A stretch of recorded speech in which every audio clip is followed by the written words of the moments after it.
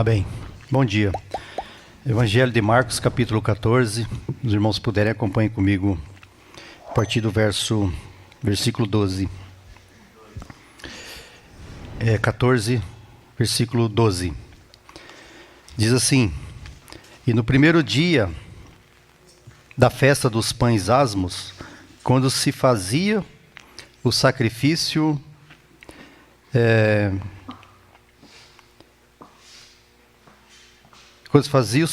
do cordeiro pascal, disseram-lhes seus discípulos: Onde queres que vamos fazer os preparativos para comeres a Páscoa? Então enviou 2 dos seus discípulos, dizendo-lhes: Ide à cidade, e vos sairá ao encontro um homem trazendo um cântaro de água. Segui-o e dizei ao dono da casa, onde ele entrar, que o mestre pergunta: Onde é o meu aposento, no qual hei de comer a Páscoa com os meus discípulos? E ele vos mostrará um espaçoso cenáculo mobiliado e pronto. Ali fazei os preparativos. Saíram, pois, os discípulos, foram à cidade e, achando tudo como Jesus lhes tinha dito, prepararam a Páscoa. Ao cair da tarde, foi com os 12. E quando estava à mesa e comiam, disse Jesus: Em verdade vos digo que um dentre vós, o que come comigo, me trairá. E eles começaram a entristecer-se e dizer-lhe, um após o outro: Porventura sou eu? Respondeu-lhes: É um dos 12, o que mete comigo a mão no prato. Pois o Filho do Homem vai, como está escrito a seu respeito. Mas ai daquele por intermédio de quem o Filho do Homem está sendo traído. Melhor lhe fora não haver nascido. E enquanto comia, tomou Jesus um pão e, abençoando, o partiu e lhes deu, dizendo: Tomai, isto é meu corpo.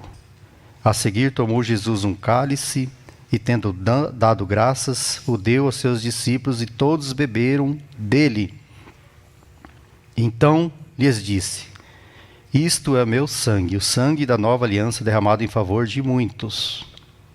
Em verdade vos digo que jamais beberei do fruto da videira, até aquele dia em que hei de beber novo no reino de Deus. E tendo cantado um hino, saíram para o Monte das Oliveiras. Irmãos, até hoje de manhã eu não tinha título para essa mensagem. Eu fiquei durante a semana buscando de Deus e em Deus o que compartilhar com os irmãos. E o sentimento veio de esse título aí mesmo: Não confiar em nós mesmos, mas na vontade do Pai. E esse texto que eu acabei de ler, eu queria fazer uma correlação com outra passagem também que tem no Antigo Testamento, principalmente desse personagem aqui chamado Judas. E Judas, nós sabemos que era aquele, foi chamado pelo Senhor, sem sombra de dúvida, mas era aquele um que vivia tipo nos bastidores, sondando e às vezes até jogando de ambos os lados, tanto politicamente como ali estava com o Senhor. E é possível que ele tentou dar algum conselho para o Senhor, ou alguma ideia, mas o Senhor não ouvia ideia e conselhos de homem nenhum nessa terra. E ele declarava: a minha vontade e a minha verdadeira comida é fazer a vontade daquele que me enviou. Por isso que eu coloquei esse título aí agora há pouco: não confiar em nós mesmos, nas nossas opiniões, nas nossas decisões, mas na vontade do Pai, ou na vontade de Deus. E esse outro personagem que eu queria compartilhar com os irmãos está no Antigo Testamento, principalmente ali no livro de 2 Samuel. E nós vemos ali o Davi, nós temos Davi como um tipo de Cristo. E Davi também tinha nos seus bastidores um conselheiro desse que jogava de ambos os lados. E o nome desse conselheiro, desse homem, chamava-se Aitofel. Então Jesus tinha Judas por detrás, que o traiu, e Davi, tipo de Cristo, também tinha o Aitofel, que também o traiu, e as coisas que aconteceu com Aitofel, muito parecida com o que aconteceu com Judas. Então, se você ler ali 2 Samuel, você vai ver que Aitofel era pai de Eliã, e Eliã, pai de Batseba. E Batseba teve aquele caso com Davi e gera aquela situação bastarda, né? Ou seja, Aitofel era nada mais do que um avô de Batseba. E a história fala que Aitofel era um dos homens mais inteligentes que existia na época. Conselheiro de Davi, estava junto com Davi, comia na mesa de Davi, como o nosso personagem que a gente está falando aqui, Judas. Judas estava com o Senhor o tempo todo, aprendendo do Senhor, porém não dava conselhos, que o Senhor não aceitava conselhos de Judas e nenhum dos outros. Porém, dá a impressão que Judas era um estrategista político, ele tinha outras intenções por estar junto com o Senhor. Aitofel também. Aí chega um momento que Aitofel, ele percebe um descontentamento em Absalão, aquele filho de Davi, e ele se alia também a Absalão. E Absalão tem a tal da revolta de Absalão, que queria usurpar e ficar no trono no lugar de Davi. E essa situação de Batseba pode ter sido um dos motivos que gerou essa jogada de Aitofel de ambos os lados, né? Jogava tanto com Davi e também com Absalão, porque ele percebeu em Absalão um estrategista também, e ele falou, poxa, eu vou ficar sozinho nessa situação, se eu não for bem sucedido com Davi, eu vou me aliar com Absalão e nós permanecemos no trono. Parece que não é isso que acontece na política brasileira hoje, a gente vê, né? As coisas acontecendo, todos os bastidores, sendo aliados e se arrumando. Estão se arrumando. E Aitofel também fazia isso. Judas fazia algo diferente disso. Judas também parece que ele jogava de ambos os lados. Ele queria o Senhor como um líder religioso, mas ele ouvia também como um líder político que o Senhor, onde ele arrebanhava multidões e ele convencia as multidões pelo seu falar. Então, Judas também era um grande estrategista. Também, parece que a história fala que ele era um dos letrados. A maioria eram pescadores, homens iletrados, mas Judas era um dos letrados que tinha conhecimento. E em 2 Samuel, no capítulo 16,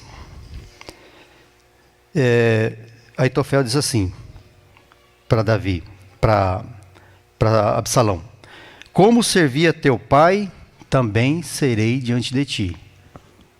Jogava lá com Davi, mas tinha interesse aqui na revolta de Absalão, que ele imaginava na cabeça dele que uma hora iam destronar Davi e iam ficar no lugar de Davi, Absalão como cabeça do reino e ele como conselheiro, porque ele era um homem extremamente inteligente e ele queria continuar nos bastidores, queria estar junto, né? Não queria perder essa oportunidade.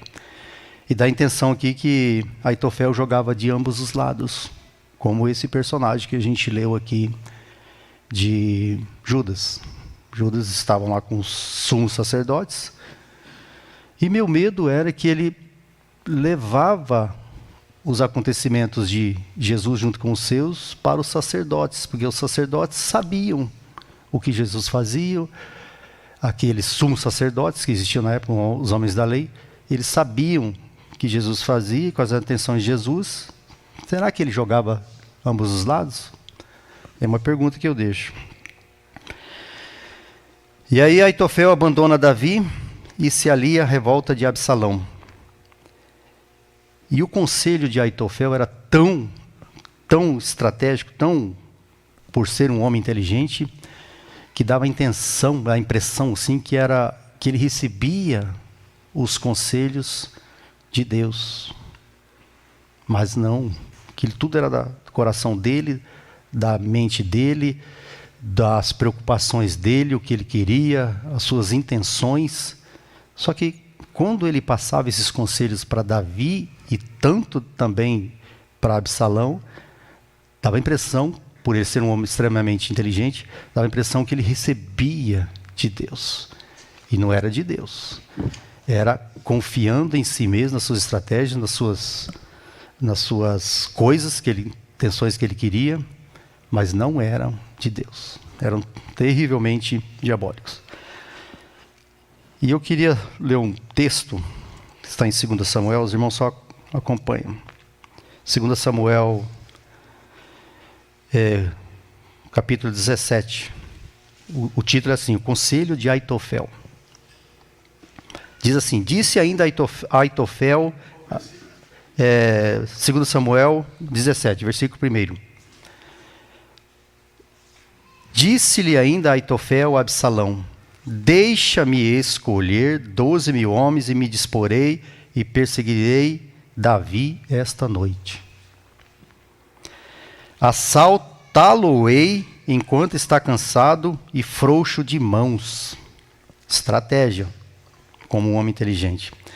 Espantá-lo-ei, fugirá todo o povo que está com ele, então matarei apenas o rei. Olha a intenção do coração, a vontade desse homem que estava junto, porém com intenções terríveis. A intenção dele era matar o rei e botar alguém no lugar do rei, e ele continuar sendo conselheiro desse futuro rei. Olha o que o nosso coração é capaz de fazer. Farei voltar a ti todo o povo, pois a volta de todos depende daquele a quem procuras matar. Assim todo o povo estará em paz. O parecer agradou a Absalão e a todos os anciãos de Israel. Disse, porém, Absalão, chamai agora a Uzai, o arquita, e ouçamos também o que ele dirá. Aí chamaram um outro conselheiro. Absalão chamou um outro conselheiro. Não acreditou diretamente no conselho de Aitofel. Versículo 7.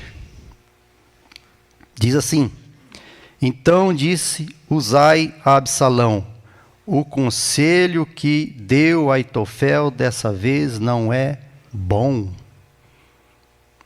Outro que percebeu a intenção do coração de Aitofel, que era trair Davi. E possivelmente depois ele ia se aliar com Absalão, e a intenção dele futuramente, se Absalão fica no poder, era trair também Absalão. Então o conselho dele não era bom. Verso 23 ainda, desse mesmo capítulo. Vendo, pois, Aitofel que não fora seguido o seu conselho, albardou o jumento, dispôs-se, foi para casa e para a sua cidade. Pôs em ordem os seus negócios e se enforcou. Olha um personagem parecidíssimo com Judas o traidor. Morreu e foi sepultado na sepultura de seu pai. Confiar, irmãos. Confiar em pessoas, confiar nos próximos, ter intimidade, zelo, cuidado. que às vezes o nosso próprio coração nos engana, nos trai. Confiar somente na vontade do Senhor. O que o Senhor tem para nós? Buscar os conselhos do Senhor, buscar a direção do Senhor. Nosso coração é enganoso. Muitas vezes nós pensamos coisas e achamos que são boas, e quando consultamos o Senhor, não são boas.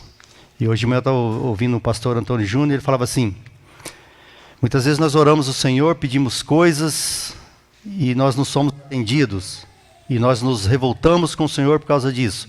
Será que não cai a nossa ficha e percebemos que poderá ser um livramento do Senhor sobre a nossa vida? O Senhor nos livrou de coisas que nós mesmos pedimos ou pensamos. O Senhor nos livra, o Senhor nos concede. E eu estou lembrando aqui de Ismael. Ismael, gerado por Abraão, que antecipou a aliança do Senhor, a vontade do Senhor, e encheu tanto Deus de petições e pedido do seu coração, que o Senhor concedeu. Olha o mundo árabe como é que está hoje, de ponta cabeça por causa de Ismael. A intenção e a vontade de Deus, o Pai, era gerar Isaac. E o Senhor concedeu. Cuidado com o nosso coração. Evangelho de João, capítulo 2, no versículo 24, diz assim: mas Jesus não se confiava a eles, porque os conhecia a todos. A todos quem? A todos os 12, todos aqueles como discípulos seguiam o Senhor. O Senhor não se confiava a eles. E não precisava de que ninguém lhe desse testemunho a respeito do homem, porque ele mesmo sabia o que era a natureza humana. Ele, gerado de Deus, encarnou numa pessoa, mas ele tinha sua natureza humana, e ele sabia o que seria capaz de fazer o coração do homem. E o coração do homem é enganoso. Então ele estava numa natureza humana, tinha todas as virtudes divinas, mas ele sabia o que era o coração do homem. Por que ele sabia dessas coisas? Porque ele tinha a onisciência. Ele sabia. Até pensamento dos homens que estavam ao seu redor, ele sabia qual era a intenção. Imagina Judas com os seus pensamentos, com as suas estratégias, e como que o Senhor sabia da mente de Judas. E tomava todo cuidado com Judas e com todos eles, com os pensamentos deles. Por que disso? Porque Jesus tinha um conhecimento sobrenatural de todas as coisas. Ele buscava a direção, os conselhos do Pai. Ele fazia a vontade do Pai. Você acha que quantas vezes Judas e os seus discípulos devem ter dado conselhos para ele? Vamos voltar para tal lugar que lá nós fomos bem vistos. Principalmente Judas, como um político, estrategista. Voltamos lá para aquela cidade. Aquela cidade nós arrebanhamos lá 5.000 pessoas, 3.000 pessoas, 200 pessoas. É ali que está o motim. Ali que está a nossa aparição. Possivelmente Judas deve ter dado esse conselho para Jesus. Mas Jesus sempre respondia: a minha verdadeira comida é fazer a vontade daquele que me enviou. Ele consultava o Pai. Ele não fazia a vontade de si próprio para si próprio, mas a vontade do Pai. Ele não aceitou palpites, opiniões de homem. E imagina que deve ter muitos palpites e muitas opiniões e muitos conselhos de homens, mas ele nunca aceitou. Ele nunca pediu oração por ninguém, ele nunca pediu nada para ninguém. A única coisa que ele pediu e pedia sempre era o conselho, a direção do Pai. Salmos 41, um salmo de Davi. Davi está falando aquilo que aconteceu com ele. Ele diz assim: até meu amigo íntimo, em quem eu confiava, que comia do meu pão, levantou contra mim o calcanhar. Ele está falando isso aqui de quem, irmãos? Do personagem Aitofel. Aitofel tinha, e era um hábito de Davi, de cear com os seus íntimos, com os seus conselheiros, com os seus valentes. Ele convidava para a sua mesa. E ele fala assim, até meu amigo íntimo, em quem eu confiava, como meu conselheiro. E ele comia do meu pão. Esse meu amigo íntimo levantou contra mim o calcanhar. E esse levantou tem sentido de enganar. Ele me enganou. Se o inimigo me insultasse, eu poderia suportar. Mas o meu amigo íntimo, ele está falando aqui, ele teve muitos inimigos. E ele suportou, ou até eliminou alguns. Mas o amigo íntimo de dentro de casa, que comia na sua mesa, que estava junto, debaixo do mesmo teto. Se um adversário se levantasse contra mim, eu poderia levantar-se e guerrear, e enfrentar, e bater de frente. Mas o meu amigo íntimo... Jesus usa esse verbo e esse versículo especificamente em João 13, 18. Ele diz assim, não falo a respeito de todos vós, pois eu conheço aqueles que escolhi. É antes para que se cumpra as Escrituras. Jesus era um profundo leitor das Escrituras. E aqui nessa situação em João ele cita esse salmo. Até meu amigo íntimo, em quem eu confiava, que comia do meu pão junto comigo, ele me traiu. Quando ele fala todos vós, quer dizer que Jesus escolheu Judas para ser dos 12. Jesus que escolheu. Responsabilidade dele. Ele sabia dessas coisas? Possivelmente sabia. Mas Jesus não conduziu Judas à salvação. Terrível dizer isso, mas é verdade. Ou seja, Jesus não era um dos eleitos. Jesus escolheu? Sim. E por que eu estou dizendo isso? Para se cumprir as Escrituras. É Jesus que está falando isso, não sou eu. Então, Judas não está ali, não é por mero acidente de percurso, não é o acaso. É para se cumprir as Escrituras. Mateus capítulo 26, versículo 2 diz assim, Jesus está dizendo assim para os seus, sabeis que daqui a 2 dias o Filho do Homem será entregue para ser crucificado, na Páscoa. Para que Jesus está falando isso para os seus discípulos? Para se cumprir as Escrituras. Desde quando ele chegou, ele vem falando tudo que vai acontecer com ele. E ontem à noite a gente estava estudando aí o livro de Números e nós estamos impressionados assim com as coisas de que do Antigo Testamento se cumpriu tudo em Cristo. E ontem a gente estava lendo sobre e meditando sobre a novilha vermelha. Meu, que coisa fantástica! A novilha vermelha. Lá no Antigo Testamento, anos antes de Jesus entrar em cena, tinha a tal da novilha vermelha. E a novilha vermelha, quando a nação e o povo falhava diante de Deus, o Pai, aquela novilha vermelha era trazida para os sacerdotes, e os sacerdotes ficavam 3 dias observando aquela novilha vermelha. E não podia achar nenhum defeito nela. E não foi isso que aconteceu com o Senhor? 3 dias foi julgado, foi observado, foi inquirido. E aí aquela novilha vermelha era levada em um holocausto e as suas cinzas servia para cobrir o pecado e a falha das nações, da nação e do povo.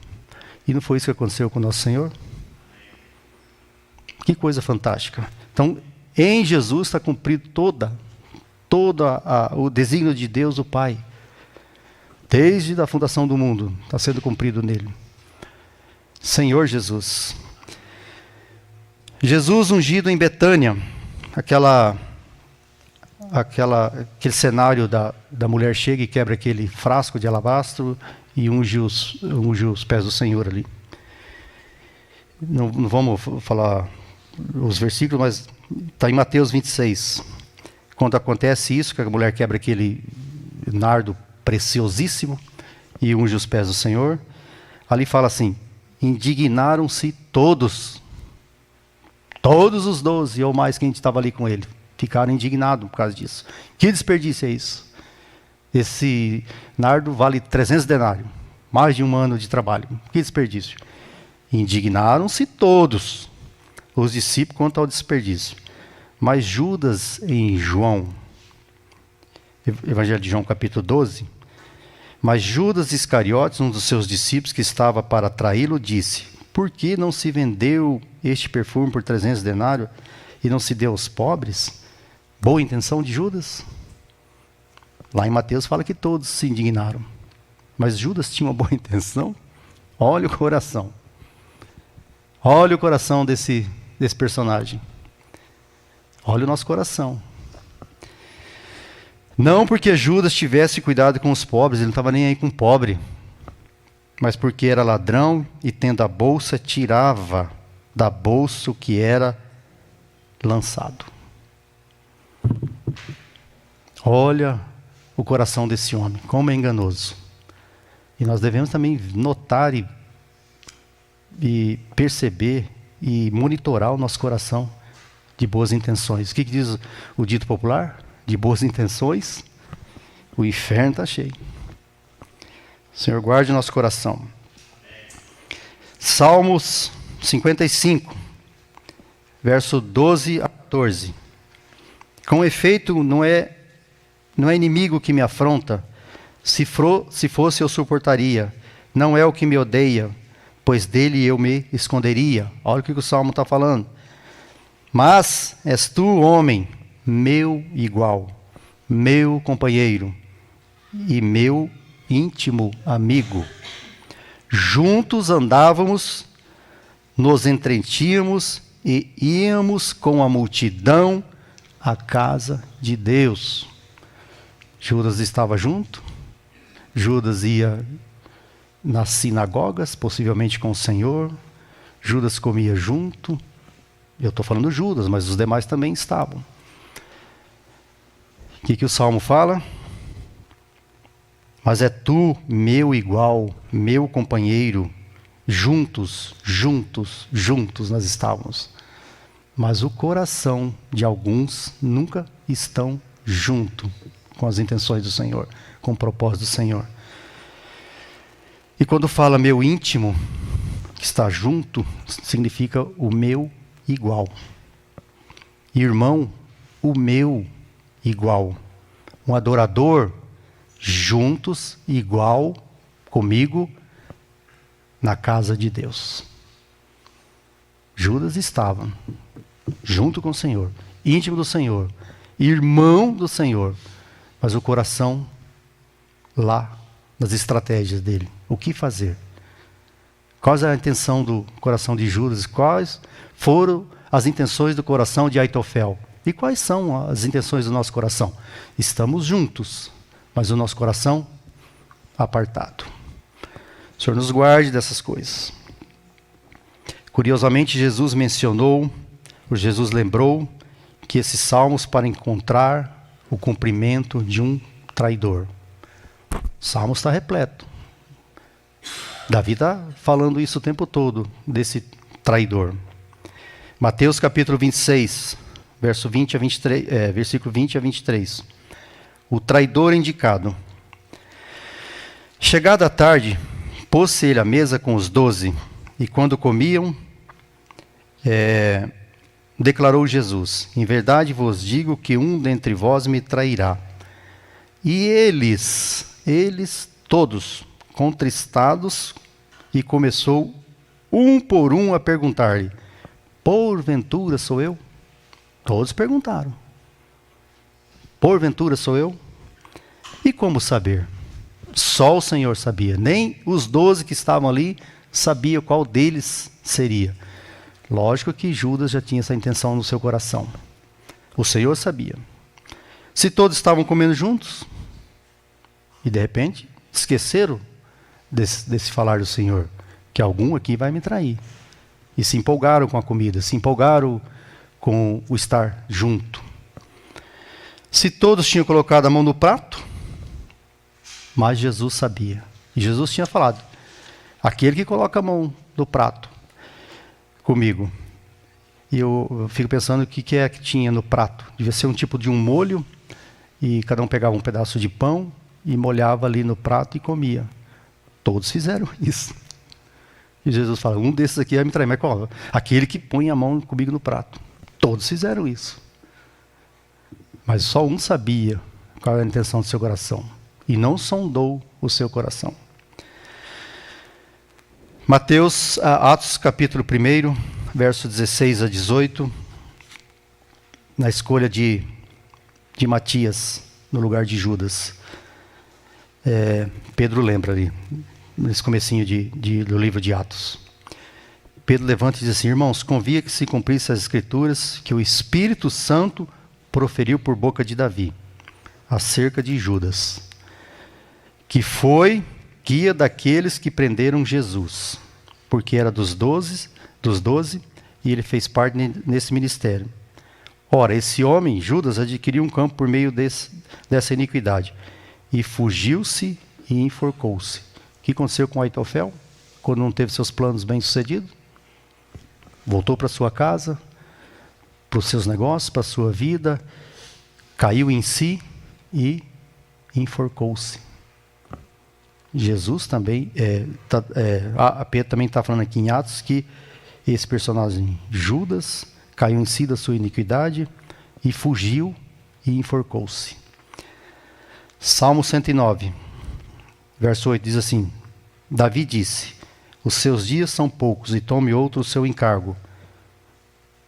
E Pedro está buscando esse salmo em Atos e colocando que os seus dias são poucos e tome outro o seu encargo. Possivelmente Davi chamou um outro para ser seu conselheiro, ou buscou de Deus alguém em quem ele podia confiar, no lugar de Aitofel. Por isso que Davi está lembrando isso. Porque havia sido hostilizado por lábios maldosos e fraudulentos, palavras odiosas e um acusador. Pedro disse, foi para o seu lugar. E Davi tinha repetido lá, seus dias são poucos. Foi para o seu lugar, e enforcou-se. E Pedro está dizendo aqui em Atos, que Judas também foi para o seu lugar. Que lugar é esse? Para o seu lugar. Lugar de merecimento pelo que ele fez. Atos, capítulo 1, verso 25, diz assim, para preencher a vaga desse ministério e apostolado, o qual Judas se transviou, indo para o seu próprio lugar. Foi para o seu lugar. E ali propuseram 2 nomes. Um nome chamado José, Barsabás, e o Matias. E ali fala que eles oraram, buscaram o conselho do Senhor, direção do Senhor. Qual desses 2 seria colocado no lugar de Judas? E um negócio curioso tem ali, fala que lançaram sorte. E eu fui pesquisar o que significa lançaram sorte. E lançaram sorte, lá no Antigo Testamento, tem o sentido de uma maneira de averiguar a vontade de Deus. Oraram a Deus e buscaram qual era a vontade de Deus com relação a um desses 2 e caiu sobre Matias. Irmãos, eu vou falar uma frase polêmica aqui que de repente poderá ser polêmica ou uma heresia do senhor Antônio Bonchowski. Mas a frase é: nossa oração não muda Deus. Não vai se escandalizar por causa disso e parar de fazer suas orações. Mas procurar nas nossas orações, através do Espírito, e a palavra fala que o Espírito intercede por nós, qual que é a vontade de Deus com as nossas orações. Quantas orações eu já fiz e ela durou 30 minutos, 30 dias, foram respondidas. E eu tenho orações de anos que nunca foram respondidas. E hoje de manhã o irmão me deu uma resposta. Livramento. Oração não respondida, livramento. Então, nossas orações não mudam Deus. Aí você fica pensando assim, poxa, mas Se Deus nos escolheu antes da fundação do mundo, o que é antes da fundação do mundo? Eternidade passada. Nada dessas coisas existia, o mundo em si não existia. Mas Deus nos escolheu antes da fundação do mundo. Que privilégio é esse? Aí você nasce, cresce no meio da sua vida, você começa a passar por sofrimento, provações, coisas, e você não aceita aquilo e fala, eu não pedi para nascer.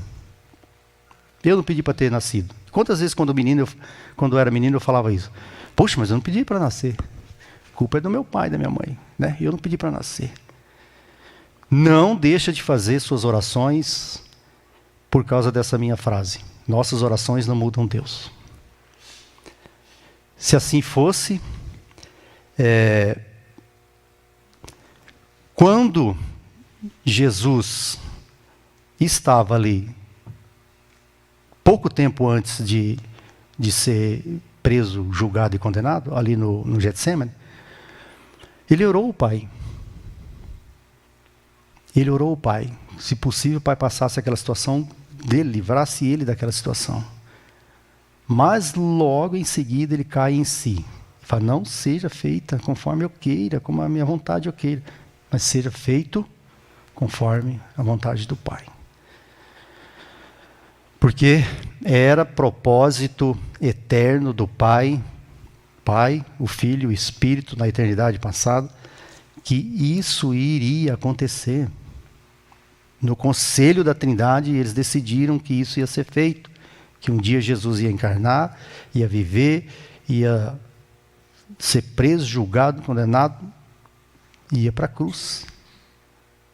Então eles já tinham decidido isso. Mas a sua alma entrou em pânico, em angústia, e ele pediu. Mas logo em si ele caiu, logo em seguida ele caiu em si. Então nossas orações não mudam a vontade de Deus. Amém? O coração do homem enganoso. Lucas capítulo 9 diz assim, se alguém quiser vir após mim, a si mesmo se negue, ou seja, renuncie dia a dia, tome sua cruz e siga-me, e segue-me. O que é tomar a cruz? É renunciar às nossas ambições egoístas, é a morte de todo estilo de vida humana. Então, negue-se a si mesmo, suas vontades, seu egoísmo. Em Marcos capítulo 10 tem a história do jovem rico. Por que fala jovem rico? Porque possivelmente ele se vestia diferente dos demais. E ali fala que Jesus estava a caminho para Jericó e de repente aparece esse cidadão na frente dele. E esse cidadão tinha tudo, mas faltava a vida eterna. Ele tinha amor pela riqueza e dificuldade em distribuir a sua riqueza. É meu. É meu. Eu consegui, eu ganhei, eu adquiri, é meu. Você já viu duas crianças de 5, 6 anos ou menos brincando e cada um ganha um brinquedo novo? Um fica olhando para o brinquedo do outro, mas o dele ele esconde atrás. Né? É meu. Ninguém pode ver, ninguém pode tomar. O outro também faz a mesma coisa. Está de olho no brinquedo do outro, mas o seu para trás, escondido. É meu. Assim era esse jovem rico. É meu. Ninguém põe a mão. Mas para seguir Jesus tinha que cumprir o maior mandamento. Amarás, pois, o Senhor teu Deus de todo o coração, de toda a tua alma e de toda a tua força. Lei que está lá em Deuteronômio. E esse jovem rico não cumpriu isso. E se ele não cumpriu isso, ele permaneceu condenado. O texto diz, Marcos capítulo 10. Pôs-se a seus pés. E ali fala que esse jovem rico veio e prostrou-se aos pés do Senhor. Será que ele estava só encenando como um mero cumpridor da lei? Será que ele estava querendo se aparecer para os demais, que ele era humilde, que ele era simples? Ali fala que pôs-se aos seus pés e a sua vestimenta era linda, maravilhosa, bonita, diferente dos demais. Será que alguém não estendeu um tapete para ele não sujar as suas vestimentas? Mas fala que ele pôs-se a seus pés. Ou seja, era uma mera encenação. Será que ele enganou-se a si mesmo? Olha o coração. Não confiar no coração. E ele fala assim para o Senhor: guardei todas essas coisas no coração. Ele era um mero cumpridor da lei? Ele guardava a lei no seu coração. Aí Jesus mostra que aquele jovem estava enganando a si próprio.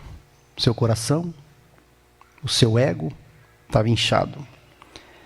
Mas tem um fato interessante aqui no texto que fala que Jesus amou esse jovem a si mesmo. Que coisa fantástica, irmão. Jesus não vê vestimenta, Jesus não vê aparência, mas Jesus ama as pessoas e espera que as pessoas mudem por causa desse amor. Jesus, em seu profundo amor, queria ensinar o moço que o maior tesouro da vida é de valor imensurável. E esse jovem achava que o valor que ele tinha em vida era a sua riqueza, as suas coisas, o seu poder, as suas vestimentas. Mas Jesus não. Amou a si mesmo, quis mostrar para ele que a vida eterna em Cristo Jesus tem um valor imensurável. E Jesus fala assim para ele: falta-te uma coisa. Vai e vende tudo quando tens, dá aos pobres e terá um tesouro no céu. E vem, toma a cruz, renuncia a si mesmo, nega a si mesmo e segue-me. E quando ele ouviu isso, vende tudo que você tem e dá aos pobres. O que o texto fala? Retirou-se imediatamente. O seu coração estava cheio das suas riquezas. Ele quis se aparecer, fazer bonito, mas ele não conseguiu fazer bonito diante do Senhor e diante das pessoas que estavam ali. O que a palavra fala? Onde está o teu tesouro, estará o seu coração. Cuidado com os nossos tesouros. Cuidado com as nossas coisas. Nosso coração vai embora junto com o nosso tesouro. Quão difícil é para os que confiam nas riquezas entrar no reino de Deus. Está em Marcos capítulo 10 que Jesus fala. Quando esse jovem se retira, Jesus fala para os seus. Quão difícil é confiar nas riquezas. E ele cita o exemplo do quão difícil um rico entrar, um rico com essas características, entrar no reino dos céus. E ele mostra o exemplo lá do camelo pelo fundo de uma agulha. E lendo sobre isso, significa, alguns estudiosos falam que é uma agulha mesmo. Outros falam que é uma porta, né? Mas que seja uma porta. O camelo tem 2 metros de altura. Aí vai passar numa porta de 50 centímetros, não vai passar nunca. Não vai entrar nunca. E um camelo nunca vai entrar num buraco de agulha. Não vai conseguir passar. Por isso que é preciso se despender de tudo para herdar esse tesouro celeste de valor imensurável. Mudar prioridades da nossa vida. Mudar o nosso coração. Nosso coração é enganoso. Não confiar em nós mesmos, mas confiar na vontade do Pai. O Senhor nos guarde dessas coisas. Profeta Jeremias, no capítulo 17, diz assim: enganoso é o coração mais do que todas as coisas, e desesperadamente corrupto. Quem o conhecerá? Eu, o Senhor, esquadrinho o coração, eu provo os pensamentos. E o coração no Antigo Testamento é a sede, o centro das emoções. E o nosso coração é cheio de emoção, mas enganoso é o nosso coração. Provérbios capítulo 4, versículo 23. Sobre tudo que se deve guardar, guarda o coração, porque dele procedem as fontes da vida. Nossos pensamentos é a maneira do que falamos e vivemos. Sobre tudo que se deve guardar, guarda o seu coração. Essa semana teve um irmão aqui do nosso meio que postou na sua rede social algo parecido com isso. Que a igreja e nós, os cristãos, devemos ser cristocêntricos. Ou seja, ter Cristo como nosso centro tem muitas religiões, mas não tem Cristo como centro. E nós, como cristãos e como igreja, devemos ser cristocêntrico. Cristo é o nosso alvo, Cristo é o nosso tudo. Cristo, nada pode fugir disso. Nossa mente, nosso pensamento não pode fugir disso. E aí nesse post desse irmão teve lá 1, 2 comentários, e teve um que diz assim, que Cristo tem origem alienígenas, e Cristo tem DNA alienígena, e nós como cristãos possuímos esse DNA. Eu falei, que terrível é isso! O irmão postou um negócio maravilhoso, lindo, maravilhoso, para nós cristãos, eu estou falando. E aí veio uma aberração dessa. Olha o coração e pensamento das pessoas aí fora, como que anda, irmão. E hoje é livre, você pode falar qualquer coisa, né? Você tem liberdade para falar qualquer coisa aí, principalmente em rede social. Mas ouvir um negócio desse, isso é de fechar tudo e falar, Senhor Deus, é misericórdia, né? Mas vamos fazer como o Senhor fez com aquele jovem rico. Vamos amar uma pessoa dessa, né? Vamos amar até mesmo nossos inimigos. Não um comentário desse, mas a pessoa é livre, o pensamento dela fica vagando por aí, né? Seus conceitos, suas coisas. Então, isso mostra que depois da queda, nosso coração natural poderá não estar inclinado para Deus. É uma condição da humanidade caída, né? O coração ficou escravizado sob o jugo do pecado. E só pode ser regenerado dessa escravidão a não ser pela graça. Nosso coração caiu em pecado, está em pecado, e depois do pecado, a humanidade caiu, está caída, e nós só podemos voltar a ser incluídos de novo se não for pela graça e misericórdia de Deus. Então vamos pedir isso no nosso dia a dia.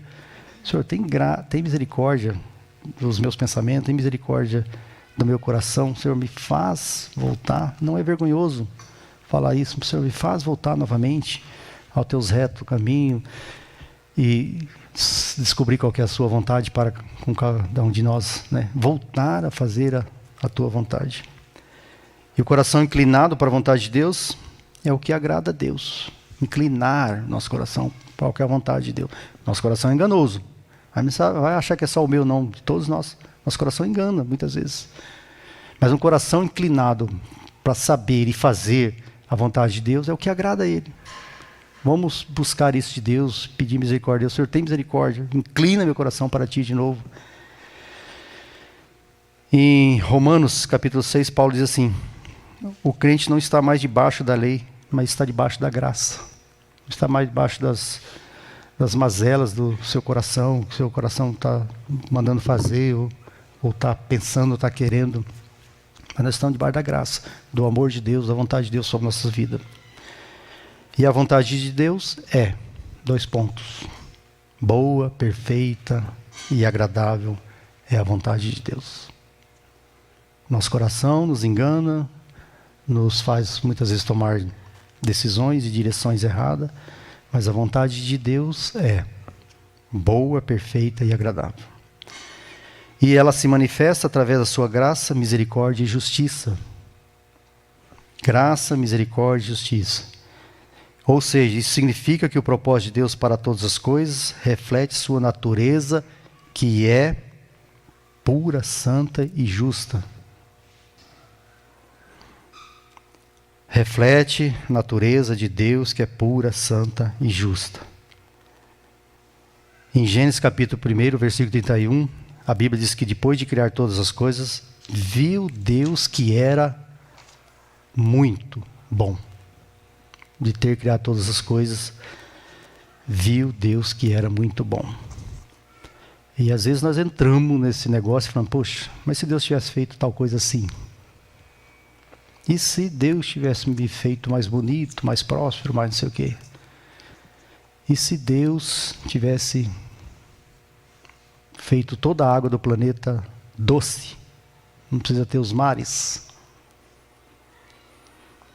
Nós entramos com as nossas opiniões no meio e esquecemos disso aqui. Depois de criar todas as coisas, viu Deus que era tudo muito bom. Se Deus está falando que era tudo muito bom, Quem somos nós para dar opinião nas coisas de Deus? O homem natural não tem a tendência de querer achar defeitos na vontade de Deus. Nós somos naturais. E se nós fugimos da vontade de Deus, nós achamos um monte de defeitos na vontade de Deus, nas coisas de Deus. Mas se, nós começamos, mas se tal coisa, mas se... Lembra daquela cena que Jesus chegou num lugar com seus discípulos e tinha um homem cego e eles perguntaram, quem pecou para esse homem estar assim? Culpa de quem? Que geração que foi que pecou? Por que desse dano tão terrível? Opiniões nossas, opiniões dos seus discípulos. Mas se... E o que Jesus fala? Isso é para manifestar a glória de Deus. Tudo que Deus fez foi muito bom. E nós entramos com os nossos, mas se tal coisa. Coração enganoso, nosso coração é terrível. E fugimos da vontade de Deus, propósitos, desígnios de Deus. Paulo em Romanos 8, versículo 28, diz assim, todas as coisas cooperam para o bem daqueles que amam a Deus. Todas as coisas cooperam. Até o personagem Judas, para se cumprir as Escrituras. Todas as coisas cooperam para o bem daqueles que amam a Deus. E se não fosse Judas, nós não estaríamos aqui. Cumpriu-se a Escritura em Judas. Todas as coisas cooperam para o bem daqueles que amam a Deus. Qual que era o bem? O bem é para o seu povo. Deus controla as coisas sobremaneira. E o que são todas as coisas? Todas as coisas são todas as coisas.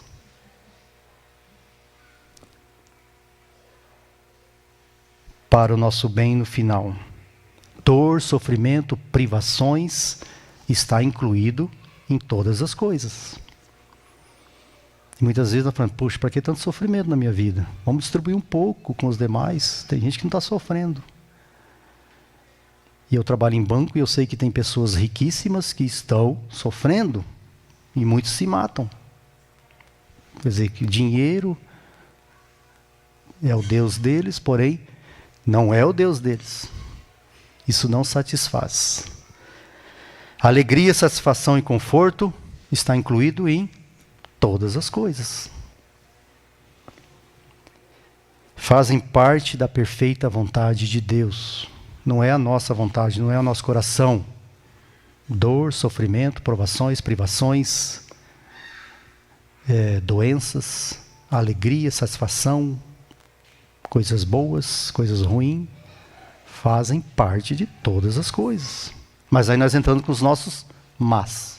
Mas se eu fosse livrado disso, mas se eu tivesse um pouco mais de alegria, se eu tivesse um pouco menos de dor, glória de Deus está em todas as coisas. Mateus capítulo 26, aquela cena que Jesus fala, se possível, está falando do cálice. Jesus cumpriu integralmente a boa, perfeita e vontade do Pai. Se possível. Mas ele caiu em si, não seja conforme a minha vontade, mas a vontade do Pai. Irmãos, estou terminando, tá?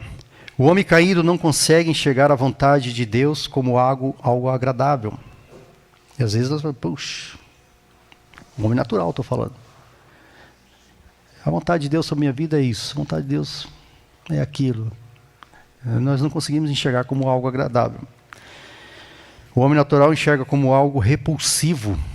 Puxa, eu não mereço isso. Eu não pequei tanto, não falei tanto para merecer isso. Isso é repulsivo que Deus está deixando acontecer comigo.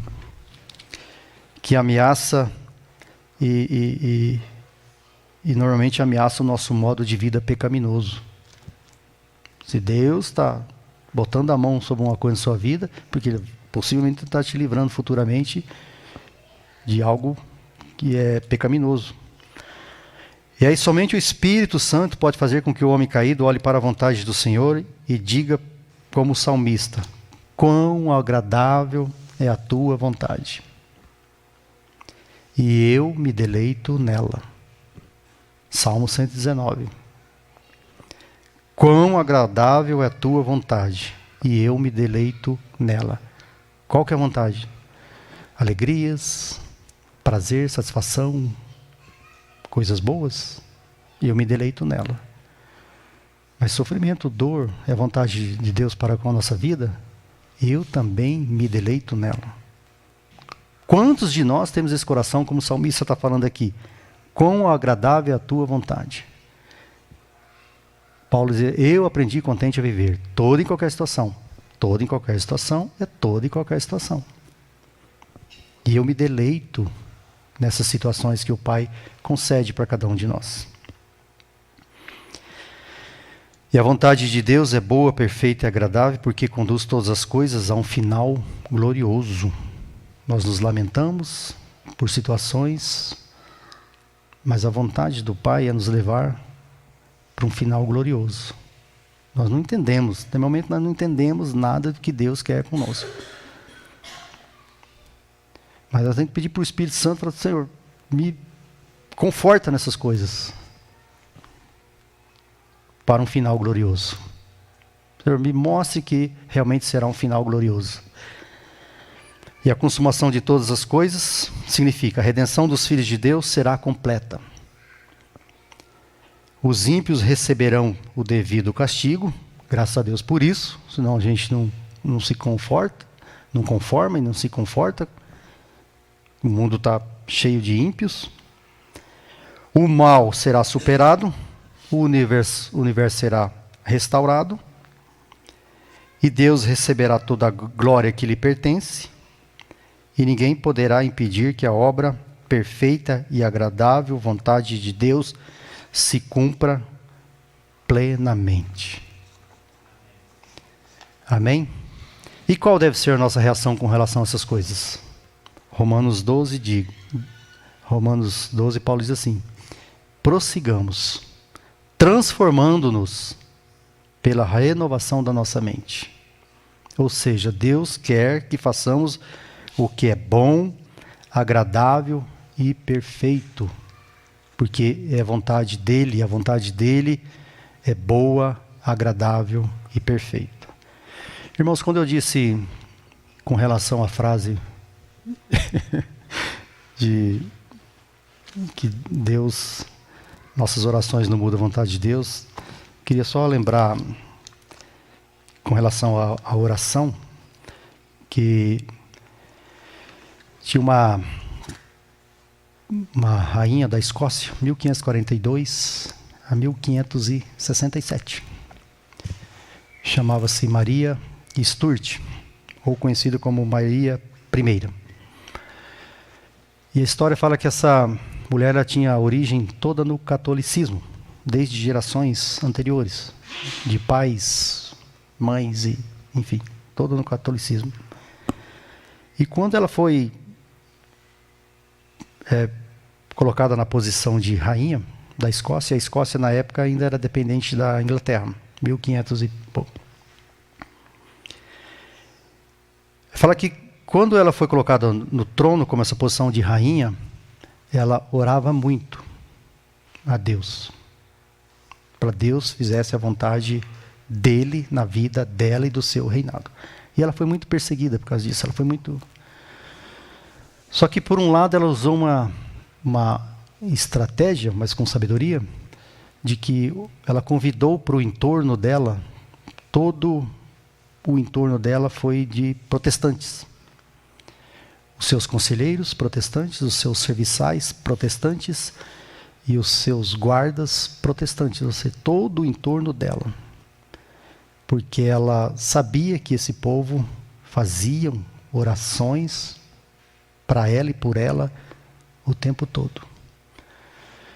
E ela sempre procurava tirar deles, para as nossas orações, buscarem a vontade de Deus para o reinado dela. E ela durou esse tempo, 1542 a 1567, no reinado. E ela foi destronizada. Em 1587, aos 48 anos de idade, ela foi levada para ser decapitada. A história fala que ela orando, e ela não viu o rosto do seu carrasco, porque ela falou, independente de qualquer um que seja, eu já estou concedendo o meu perdão para ele. E agradeceu a ele, com o rosto ali em chão, esperando o machado. E ela perdoou ele e agradeceu a ele por ele ter tirado ela de essa vida de sofrimento que ela passou como rainha da Escócia. Então, irmãos, assim, quando eu disse que Deus não muda a vontade dele por causa das nossas orações, mas nas nossas orações nós devemos buscar e saber qual que é a vontade dele para com os nossos pedidos, as nossas trombetas quando nós tocamos diante dele. Senhor, eu estou diante de ti por uma situação, por causa dessa, mas faça-se segundo a tua vontade sobre a minha vida. Amém?